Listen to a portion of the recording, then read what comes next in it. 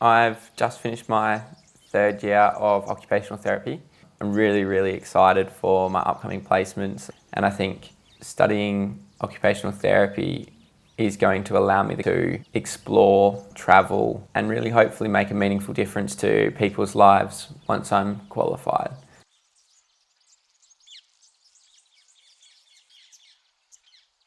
I'm not a people person when there's lots of people around me, but I'm a people person in small groups and one-on-one settings, and I like to see the best of people.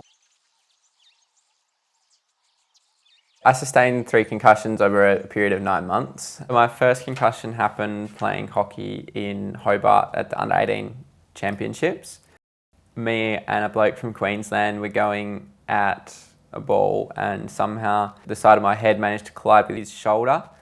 I ended up laying flat on the floor, no recollection of getting to the floor. Given that I didn't have a formal concussion diagnosis, I was allowed to continue playing. And I was trying to mark my player, except I was running in the wrong direction. And it took until the goalie said to me, "Tom, your player's all the way over there, what are you doing?" That's when it kind of hit home for me, because I'd heard the stories of the AFL footballer that went up for a mark when there was actually no ball there. And I think that's when I knew that, yeah, I've probably got a problem here. I've been diagnosed with PCS, which is persistent concussion.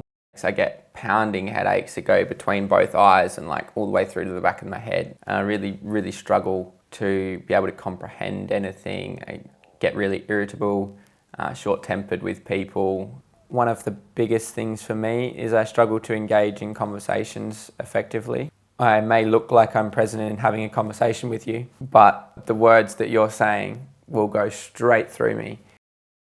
I got my second concussion probably 3 weeks before leavers. For every drink that I did have, it felt like I was probably having 5 or 6. I would only have a very limited number of drinks whilst I was there, which was nice and cheap for me, but it really affected me. All my mates were out and about having fun, partying, and I was still very symptomatic. The flashing lights, the sensitivity to noise.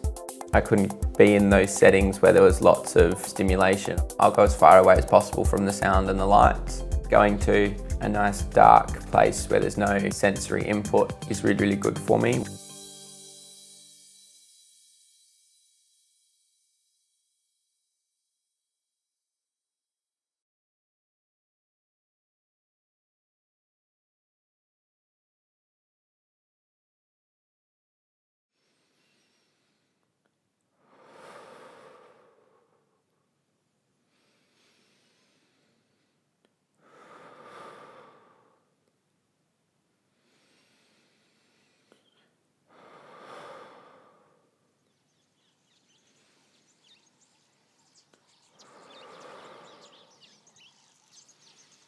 I had gotten to the point where I'd tried pretty much anything and everything to manage my symptoms, and I couldn't understand what was going on. I had a very good connection within the TBI world. He said, "You need to go gluten-free." From that day onwards, I went gluten-free, and I think it just reset my body. I couldn't walk for 10 minutes without needing a 5-hour sleep. So it took a lot of building up of my exercise capacity to get to that stage where running was really, really good for me. Running, for me, I don't understand how it works, but got rid of my symptoms. I'd always feel much happier and clearer in the head after I'd gone for a run. I love being out in nature. I love the camping, the four-wheel driving, the cycling, the running, just being out there. I think the beautiful landscapes really bring me peace.